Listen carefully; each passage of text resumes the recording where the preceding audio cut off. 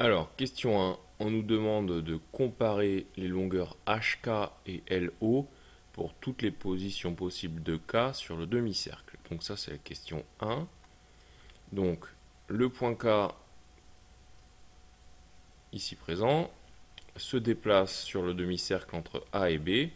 Et on nous demande de comparer les deux longueurs que j'ai citées, à savoir HK, donc HK c'est cette longueur-là, et LO c'est cette longueur-là. Bon, très bien. Alors on peut remarquer déjà que LO est un rayon du demi-cercle de diamètre AB. Bon, parfait. Alors que peut-on dire? Ce que l'on peut dire, c'est que si on se place dans le triangle HKO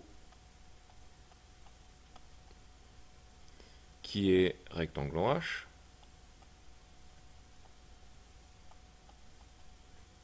je tente de le faire apparaître à la tablette, ce qui est toujours assez magique, hein, parce que je ne suis pas un modèle de dextérité avec la tablette graphique. Voilà.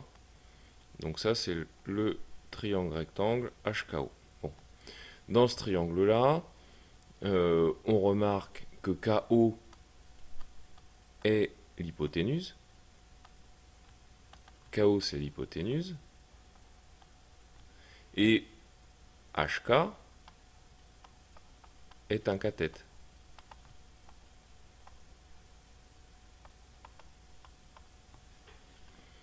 Par définition, l'hypoténuse, KO, est toujours supérieure par sa longueur à celle du cathète. Mais KO est aussi un rayon du demi-cercle. Donc KO est égal à LO. Ainsi, on peut conclure, quoi qu'il arrive, que LO sera toujours supérieur à HK. Voire égal quand le point K est sur le point L, mais c'est un cas particulier, c'est le cas de le dire, ça fait beaucoup de cas dans la phrase. Tout ça pour dire que j'exclus pour l'instant ce cas particulier du point L et du point K confondus. Donc on reste sur LO strictement supérieur à HK. Dans la question 2.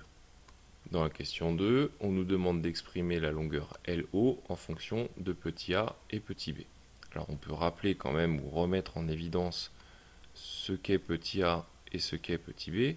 Ce sont respectivement les longueurs qui vont de A à H et de H à B. Voilà ce que sont petit a et petit b. Bon, très bien. Ce rappel étant fait, on peut remarquer que LO est un rayon du demi-cercle.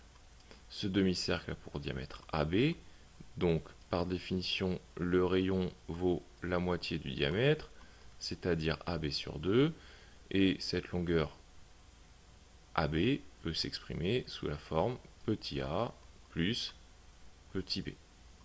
Donc LO est égal à petit a plus petit b sur 2. Très bien. Dans la question 3a, on nous demande de démontrer que les angles AKH, donc ici, et KBH, donc là,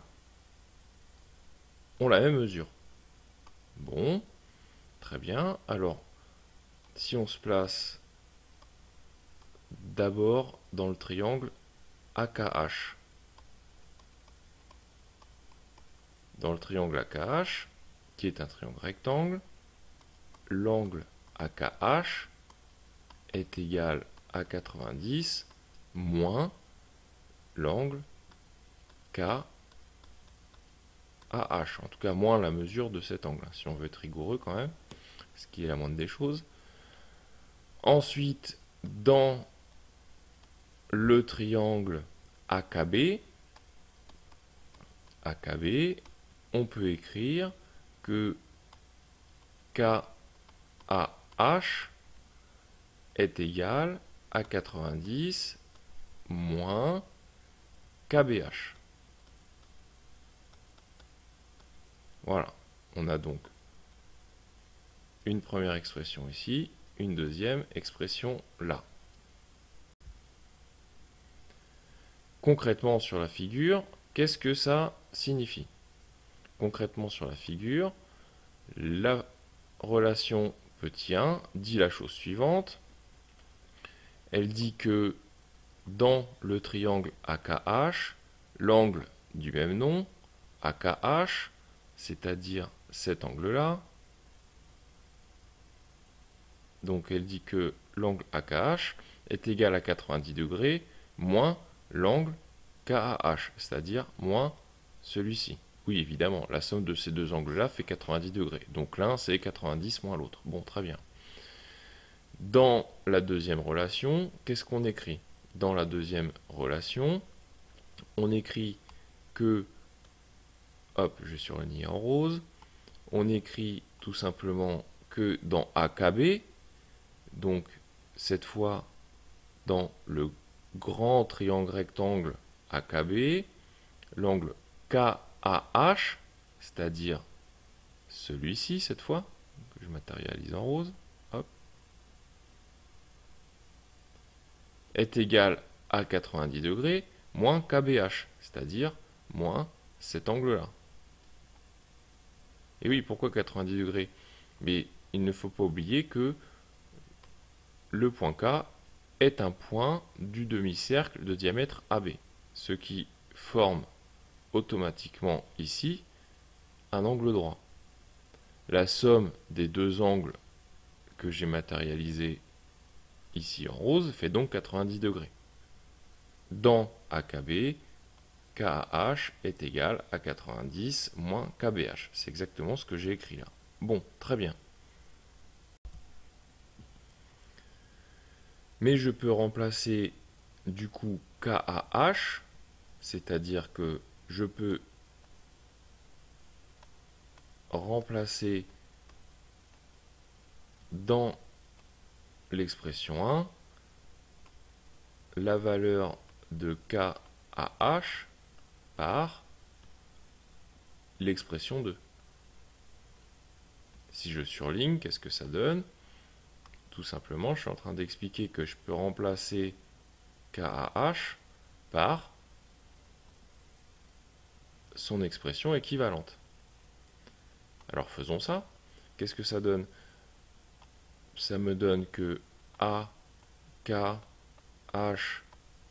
est égal à 90 moins l'expression 2, c'est-à-dire moins 90, moins, c'est-à-dire moins fait plus, KBH. D'accord? 90 moins 90, ça se simplifie, ce qui m'amène à écrire que AKH est égal à KBH, ce qui était l'égalité recherchée. Dans la question 3b, on nous demande d'exprimer la tangente de l'angle AKH. Donc on va se placer dans le triangle AKH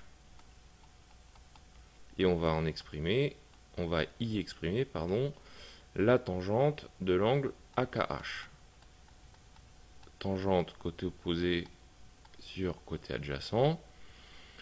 Dans AKH, le côté opposé AK, c'est le côté AH, sa longueur vaut petit a, très bien. Le côté adjacent, c'est le côté KH, sa longueur vaut petit h, c'est noté dans le sujet, c'est noté ici. KH est noté petit h, très bien, d'une part. Et on nous demande d'exprimer la tangente de KBH. Donc on va se placer dans le triangle KBH et on va exprimer la tangente de l'angle KBH. Même chose, côté opposé sur hypoténuse. Le côté opposé à KBH, c'est KH, c'est-à-dire sa longueur c'est petit h, le côté adjacent c'est hb, c'est-à-dire de longueur petit b. Très bien. On a répondu à la question. Dans la question 3C, on nous demande de déduire petit h en fonction de A et B. Bon, très bien. Alors, il faut quand même se rappeler ce qu'on a fait. On a écrit que l'angle AKH était égal à l'angle KBH. Ça a été fait à la question 3A, ici. On a juste avant exprimé la tangente de AKH et la tangente de KBH. Donc comme ces deux angles sont égaux, ils ont la même tangente. KBH, voilà, désolé pour la qualité de l'écriture, la tablette c'est un long apprentissage apparemment, mais je ne désespère pas de m'améliorer au fur et à mesure des vidéos, dont j'espère qu'elles vous conviennent quand même, puisque c'est le but quand même à la base. Donc je reprends l'exercice, parenthèse étant refermée. La tangente AKH, on l'a, elle est ici. La tangente KBH, on l'a, elle est là. Qu'est-ce que ça donne si on remplace? Donc allons-y. Tangente AKH, c'est petit a sur h. Et tangente KBH, c'est petit h sur b. Ce qui, après l'application d'un produit en croix, me donne h carré, puisque c'est h fois h, est égal à a fois b. Autrement dit, petit h est égal à racine de a fois b. Alors, je peux écrire sans aucune crainte cette relation. Petit h est une longueur, donc petit h est une valeur a une valeur positive, pardon. Petit a et petit b sont des longueurs, donc petit a et petit b ont des valeurs positives. Leur produit est donc positif. Je prends la racine d'un nombre positif, donc tout va très bien se passer numériquement, il n'y a aucun risque de blocage. Il faut quand même toujours vérifier ce genre de choses lorsque on commence à employer des racines carrées pour veiller à ne pas écrire des choses qui nous conduiraient à calculer dans les réels la racine carrée d'un nombre négatif. Ce qui n'est pas possible avec les nombres réels. En tout cas, ce qui ne conduit pas à un résultat avec les nombres réels. Avec les nombres complexes, oui, mais pas avec les nombres réels. Bon, parenthèse étant refermée là encore, dans la question 4, on nous demande de conclure. Bon, alors, conclure quoi? Parce qu'on a fait du chemin depuis tout à l'heure. Quelle était la question originelle? La question originelle était de démontrer que quoi qu'il arrive, racine carrée de a fois b, c'est-à-dire ce qu'on vient d'écrire, est toujours plus petit que a plus b sur 2. A et b étant des nombres réels positifs. Bon, très bien. Alors concluons. Si on reprend la question 1, donc en reprenant